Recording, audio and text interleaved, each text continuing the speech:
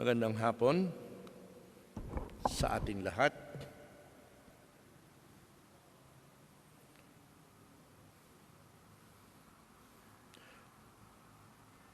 Noong kaming magkakapatid ay mga bata pa, tuwing nalalapit ang Pasko, ay may mga pagkakataong kung ang aming mga magulang ay may budget, isinasama kami ng aming ama o ng aming ina sa Maynila para makita ang magagandang dekorasyon, palamuti ng Pasko at ang nagkikislapang ilaw na hindi makikita sa aming munting bayan sa Oriental Mindoro. Ang aming pinakahihintay na puntahan sa Maynila kung panahon ng Pasko ay ang COD Department Store sa Cubao, na noong araw ay may mga nakakaaliw na palabas kung Pasko, iba't ibang kwento ng buhay, iba't ibang bahagi ng kwento ng Pasko, hindi lamang para sa mga matatanda, kundi para na rin sa mga bata.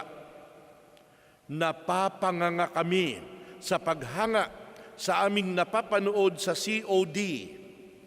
Nanlalaki ang aming mga mata sa aming nasasaksihan na nakikita lamang kung panahon ng Pasko sa Maynila.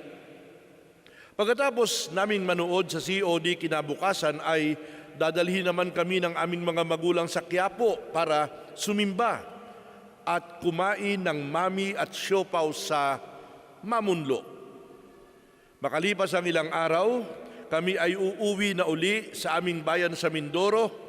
Sasakay na naman ang barko kahit malalaki ang alon, balik sa dating buhay sa aming bayan. Akala ko perfect ang buhay. Mababaw ang aming kaligayahan. Akala ko nakatira kami at nabubuhay sa paraiso. Akala ko walang katapusan ang kasayahan. Akala ko ay paraiso ang aming tinitirhan at ang paraiso ay parang isang palabas, isang panoorin katulad ng sa COD lamang. Mga kapatid sa pananampalataya, ang ikalawang wika ay nagsasabi, talagang sinasabi ko sa iyo, sa araw na ito, makakasama kita sa paraiso. Truly, I say to you, today you will be with me in paradise. Sa kabila ng init ng araw sa bundok ng Kalbaryo, nakapako ang ating Panginoon sa pagitan ng dalawang kriminal. Sa gitna ng sakit at dalamhati, sinabi ng isang kriminal kay Jesus, "Hindi ba't ikaw ang Kristo? Iligtas mo ang iyong sarili, iligtas mo rin kami." Subalit sinabi naman ng isa pang kriminal sa kabilang bahagi ni Jesus, "Wala ka bang paggalang sa Diyos? Ikaw na gayon ding pagdurusa ang dinaranas."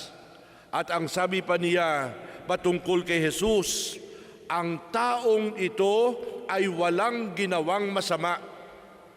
At pagkatapos, lumingon siya kay Jesus at sinabi, "Jesus, alalahanin mo ako pagdating mo sa iyong kaharian." Ang sagot ng ating Panginoon, sa araw na ito, makakasama kita sa paraiso. Today you will be with me in paradise. Hodie mecum eris in paradiso. Mga kapatid, nais mo rin bang dalhin ka at makasama ng Panginoon sa paraiso? Nasaan ba ang paraiso? Ano ba ang pagkakaiba ng paraiso sa impyerno at sa purgatorio? Tayong lahat gustong makapunta sa paraiso. Natitiyak kong walang sino man sa atin ang gustong pumunta sa impyerno. Marahil para sa isang bata, ang paraiso ay ang COD. Ang paraiso ay parang Disneyland. Ang paraiso ay parang Enchanted Kingdom o kaya ay Fiesta Carnival noong araw. Mga kapatid, may isang bagay na mas makahihigit pa sa Disneyland. It is a perfect place. It is a perfect state of life. Sabi ng aming teacher, nung kami ay nag-aaral pa sa seminaryo, sa Old Testament daw, ang tawag daw dito ay paradise. At sa New Testament daw, ang tawag daw dito ay heaven. Mga kapatid, nasaan ba ang paradise? Alam ba ninyo na ang tinatawag na paradise at Garden of Eden sa Biblia ay iisa lamang? Sila ay pareho. They are the same. Ano bang nangyari sa Garden of Eden? Eden is a garden of pleasure. Nako, mahaba-habang kwento yan. In the place where our Lord was crucified, there was a garden. John's use of the word garden is an unmistakable reference to the story of paradise and the fall of our first parents, Adam and Eve. That story is being reenacted again in Gethsemane. It is in the garden that our Lord is betrayed, but the garden is also the place of the resurrection. It was in the garden that Jesus fully accepted the will of the Father. He made it his own, and he changed the course of history. But where on earth is the Garden of Eden? Kung hahanapin natin ang paradise sa mapa, ayon sa mga dalubhasa sa Biblia, ang Garden of Eden daw or paradise, surprise of all surprises, ay nasa bansang Iraq. Sus Mariosep. We know that Iraq is not exactly paradise. But remember the scene of our first parents in the Garden of Eden. They wanted to be God. They wanted to be like God. This is the brokenness of humanity. The story of the fall in the Garden of Eden is not only the story of Adam and Eve. It is your story. It is my story. It is our story. At sa dalawang kriminal, sa magkabila ni Jesus, isa lamang ang nangutya sa kanya, samantalang ang isa naman ay nakaunawa sa tunay na pagkatao at misyon ni Jesus. The man crucified beside the good thief makes the face of God visible. This is Jesus. This is truly the Son of God. Kaya nga sinabi nito kay Jesus, Panginoon, isama mo na ako sa iyong kaharian. Remember me when you come in your kingly power. And while hanging on the cross, the good thief realized that this powerless man was the true king, the one for whom Israel was waiting. The good thief not only wanted to be at this man's side, but also to be with him in paradise.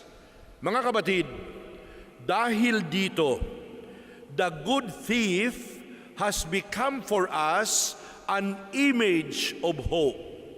Tayong lahat ay may pag-asa. Siya ay sagisag ng pag-asa sa kabila ng ating mga kasalanan, sa kabila ng ating pagkukulang.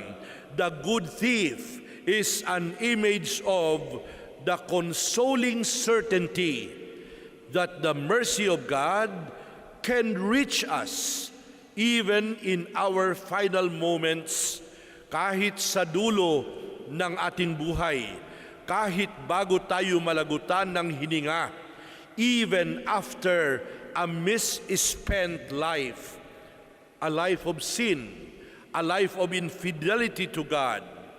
The plea for the favor of God is not made in vain. God will fulfill our wish and our plea to be with Him in paradise. That is why this afternoon, let our prayer be, ang ating dasal ay, O God, just as you answered the prayer of the thief, you have also given me hope in life. Kung papaano mong sinagot, Panginoon, ang panalangin at ang hinihiling ng mabuting magnanakaw, ako rin ay binigyan mo ng bagong pag-asa.